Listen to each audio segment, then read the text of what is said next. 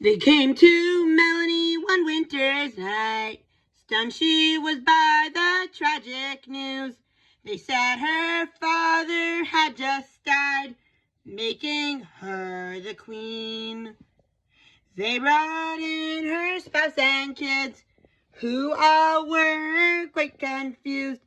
And as they all entered the room, they were told the news.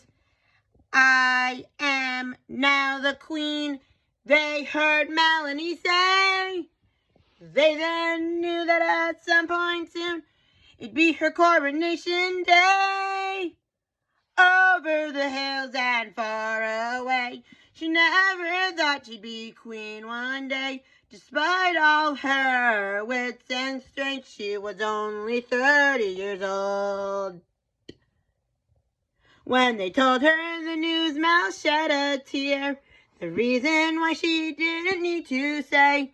Her father's death kept her up all night, dreading his funeral day. She fought floods of tears for many days. Her mood was always glum. Despite the tears, she looked towards the future and her reign to come. Over the hills and far away, each day gets her closer to coronation day. She uses all her wits and strength to keep on getting by.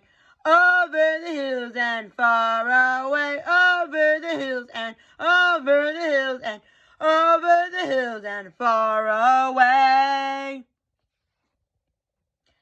Each day felt like a sort of hell, planning her coronation. She remembered the letters that he wrote her on the day of that celebration. Over the hills and far away, she had a splendid coronation day. She used all her wits and strength to start off her reign. Over the hills and far away, she's now been queen for 1,000 days. She's used all her wits and strength to help her have an awesome reign. Over the hills and far away, she plans to reign for the rest of her days. She plans to use her wits and strength to wash away her kingdom's pain. Over the hills, over the hills, over the hills and far away. Over the hills, over the hills, over the hills and far away.